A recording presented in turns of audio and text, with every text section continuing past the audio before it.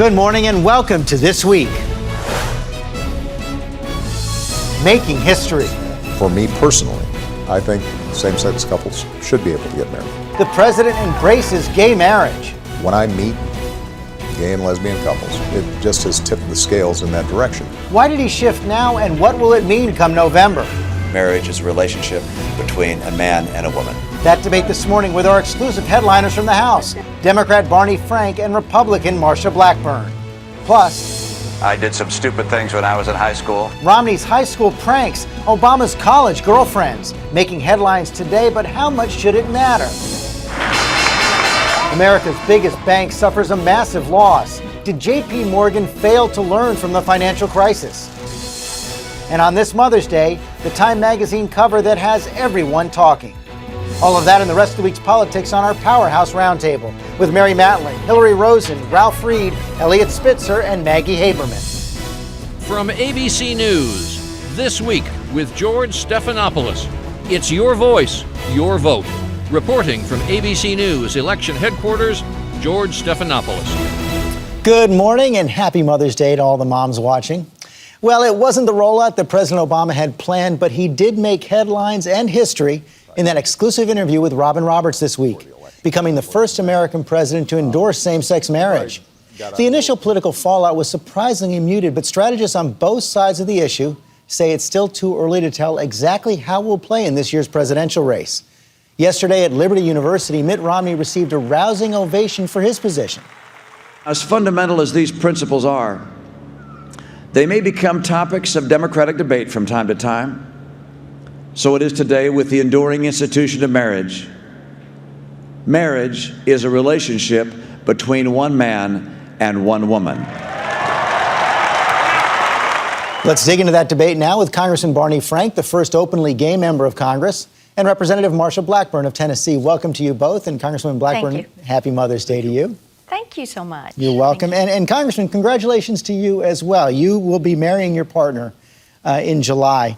Did you expect, Congressman Frank, to have President Obama's endorsement by then? And what do you say to Democrats who worry this is going to cost him votes in a very close presidential race? I expected the president to be supporting same-sex marriage because, frankly, of the absence of any good reason against it, once you believe that people ought to be treated fairly, the big step forward was when the president said, correctly, earlier this year, that the Defense of Marriage Act provision that said when a state recognizes marriages, the federal government will discriminate and refuse benefits to some of the married people that the state recognizes, not others.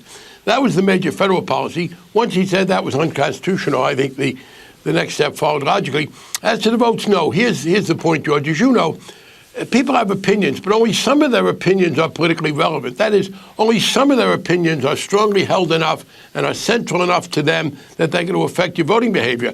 Now, if you were someone who was going to have your vote affected by a presidential candidate's position on same-sex marriage, given that Barack Obama helped us get rid of Don't Ask, Don't Tell, given that he had already said that the Defense of Marriage Act denying equal benefits to people who a state recognized as married was unconstitutional, given George Romney's alignment with the very conservative elements in this country, if you were going to cast your vote based on a candidate's position regarding same-sex marriage, you were already going to vote for Obama or Romney based on that. I can't think there are many people who said, okay, well, I'm going to vote for Obama, even though he said that the Defense of Marriage Act is unconstitutional, and he said gay people can serve in the military. But if he says marriage, that goes too far. I literally don't think anybody's vote was changed by this. Is that analysis right, Congresswoman Blackburn? Well, I would have to say, first of all, I think that when you hear Congressman Frank go through saying that he thinks that this was unexpected by the president, most people have thought the president was for gay marriage. I think that the way they have handled this with the bumbling and Vice President Biden, and then it's like an Abbott and Costello hit, who's on first. And I don't think it was unexpected. I think what we're waiting to see is if the Democrat Party is going to make this a part of their platform. You know, I want to ask you that question, put that question to the Congressman. First, let me bring that to you as well, because some top Republicans seem reluctant to talk about this too much. But Rick Santorum just the other day said he wanted Mitt Romney to push it very hard. Listen. This is a very potent weapon, if you will, for Governor Romney if he's willing to step up and take advantage of a president who is very much out of touch with the values of America. Representative Blackburn, should Mitt Romney follow Rick Santorum's advice? I think that what you're going to see Mitt Romney do is put the focus on jobs in the economy. And George, you're talking about this as Mother's Day. We've got nearly 858,000 women that have lost their jobs under this president. And you have women that are concerned about the loss in household income under this president, nearly $4,000 per household. Those are the issues that are first and foremost in front of people, is making certain that jobs in the economy is the focus. With that said, I think that you can go back and look at Supreme Court cases, you can look at the institution of marriage, and you know that Mitt Romney, who has always fought for traditional marriage, is going to continue to do this. Congressman Frank, the president said in that interview with Robin Roberts that he didn't want to nationalize this issue. He says it's a mistake to turn what has traditionally been, this is a quote, a state issue into a national issue. And I want to show you a little bit more of that exchange with Robin.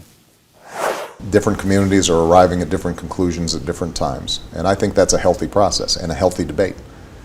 And I continue to believe that this is an issue that is going to be worked out at the local level, because historically this has not been a federal issue. As you know, Congressman, more than 30 states have voted to ban same-sex marriage. So is this a viable strategy to leave it to the states? It's not a strategy, George, it's reality. In America, marriage has always been a state-by-state issue. Now, the Republicans have tried to change that. First George Bush and then Mitt Romney have supported a constitutional amendment which, contrary to any notion of letting the states do what they want, would not only prevent the state in the future from deciding to be for same-sex marriage if it wanted to, but would have canceled the existing same-sex marriages. Let me interrupt you there, though, because you say it's always been a state-by-state issue, but in 1967, the Supreme Court did prohibit, a ban on mixed-race marriages. But not based on the state's right to decide marriages, George. The case you're talking about, the Loving case, was a 14th Amendment case based on race.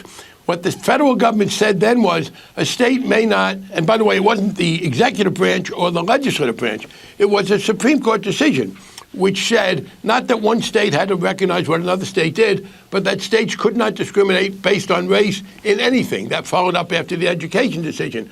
But in any case, that was a Supreme Court decision. It wasn't anything by the executive or the legislative. The first effort by the executive or the legislative to deal with this, as I said, was a Republican effort to ban it altogether. I do know, George, I have to say, and this is a good political science lesson for people about what a political party's talking points are. My colleague, Ms. Blackburn, has been instructed to talk about the economics first. And while I would prefer to answer your questions, I do have to note that this Republican talking point that women have lost jobs, the job losses came about because of the terrible recession that non-regulation in the economy brought about under George Bush. We have been gaining jobs since then, and it's true, by the way, that jobs for women have lagged. Oh, I have to correct that. That's I'm sorry, may I continue, George? George, finish the point, and then I want Congresswoman Blackburn to respond. Well, I'm responding to her point about the economy.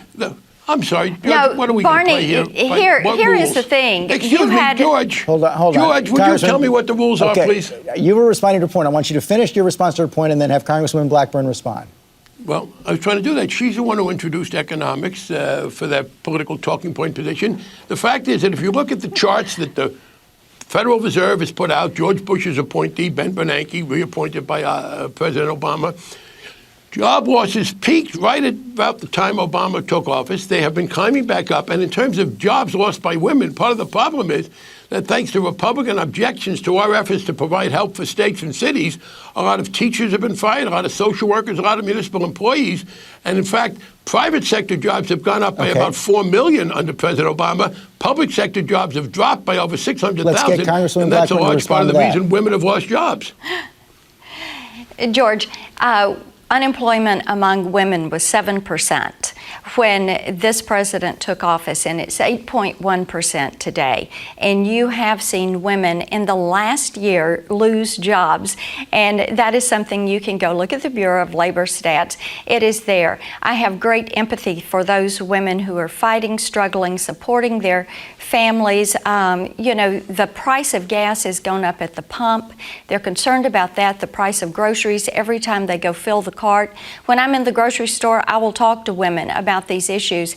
And I've got to tell you, the number one thing they talk about is jobs, the economy. They're concerned about what is happening with the debt in this nation. They're concerned about how the burden of debt we are putting on our children and grandchildren is capping their future and trading it to the people that hold that debt. Well, George, I have a 4-year-old George, that just George. turned 4 yesterday, a grandson that turned 4 yesterday. And the fact that he now has $50,000 worth of debt on his head. These poor precious children that we're burdening with this because the Senate will not take up a budget, and you're not addressing the issues of debt. I want to get to another economic issue, Congressman, because there was another big economic issue this week. Well, George, I'd like to respond to that. But she's you had introducing your new chance to make elements. the You ask point. her a question. Well, let me respond to that. In the first place, on the debt, these are the people who want to increase military spending unendingly, who are critical of the president for trying to get out of Afghanistan. Yes, we are spending too much money. We are spending too much money, especially on these international obligations. I'm sorry, can I finish a sentence? Ms. Blackburn, I don't know what the strategy is. That don't let him talk, bring up new subjects when George asks a question. But I would hope we could have a civil debate here. The fact is that the debt is being driven by the Bush administration's decision to go to war twice with 5 big tax cuts for the wealthiest. I am trying very hard, and many of us are, to cut this. Look, the Wall Street Journal said that the Republican budget Ms. Blackburn voted for was a good budget because it protected the military against any cuts and made that up by cutting Medicare and Medicaid. So we're not just talking about whether you reduce spending, but how you spend. And the deficit is being driven to some extent by their tax cuts for wealthy people and excessive military expenditures, which I'm trying to stop. I want to get to one more economic issue. This is J.P. Morgan this week posted a massive $2 billion loss from a bet on the kind of derivatives that helped precipitate the financial crisis. Here's what the CEO, Jamie Dimon, had to say about that. In hindsight, the new strategy was flawed, complex, poorly reviewed, poorly executed, and poorly monitored. The portfolio has proven to be riskier, more volatile, and less effective as an economic hedge than we thought. But it's obvious at this point that there are many errors, sloppiness, and bad judgment. Hey, Congressman Frank, he also said that the regulations you helped author, the Dodd-Frank rules, which were supposed to stop banks who get federal help from betting their own funds in this way, he says that it wouldn't have violated the Volcker rule, which is not finalized yet. Is he right about that? I hope he won't be. That is, the Volcker rule is still being formulated. It's a complicated thing. Part of the problem, frankly, is that the Republicans, while they have plenty of money to spend on international military adventures that haven't worked out well, have reduced the funding that we've asked for the agency that's supposed to regulate derivatives, the Commodities Futures Trading Commission. And we're talking about an additional $100 million where they'll spend billions in Afghanistan and an Iraqi police effort that they now want to get rid of. So the fact is that the CFTC has been slowed down in doing that. I hope that the final rule will prevent this. There are other factors in the rule that are going forward. Years ago, what happened was entities like J.P. Morgan Chase made bets on derivatives and then couldn't pay for it. We now have rules that say, no, you can't get yourself in that position. Let me give you one specific example. This was done by J.P. Morgan's London affiliate. The Republicans in the House are trying to bet a bill through, which we're trying to stop, which incredibly to me would say that if an American institution's foreign subsidiary engages in derivative transactions, it will be subject to no American regulation. Now, that's an effort to weaken the financial reform bill we passed. The Republicans passed out of committee. They tried to get it through the House under a quickie. We said no. So we are very much still in the process of trying to decide whether or not we will have the rules in place that will.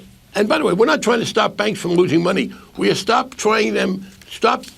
them from losing money in ways that will cause damage to the rest of the system. Your response? And those are the rules the Republicans are fighting. Your response, George, Blackburn? well, yeah, there's going to be a lot more to come out, I think, on what happened with J.P. Morgan. I'm one of those members that is looking forward to getting some of that information. I think the Volcker rule issue, as you rightly said, is one that they're going to pinpoint and say, was it violated or was it not? Bear in mind, the Dodd-Frank bill, 2,300 pages. They've already had 400 rulemaking sessions.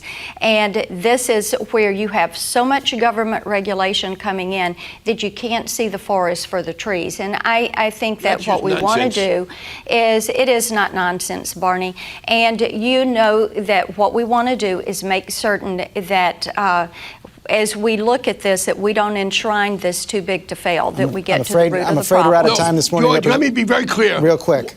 What she wants to do, and what all the Republicans want to do, is no regulation at all. Ms. Blackburn voted with every other Republican I didn't speak for you. You don't please speak for me. No, you're trying to speak for me. I will not allow you to do that. This pattern of interruption. Good to be with you, George. You know what? I'm afraid we're out of time, Congressman. I'm afraid we really have run over. Well, I'm sorry, George. She voted against this. This pattern of interruption and filibuster is really not a good way to discuss important issues. She voted for no regulation at all in 2010. No, Barney. You can't speak for me. I didn't speak for you. You voted. I gotta go. I gotta go. Thank you both for your time this morning. Thank you. Good to be with you.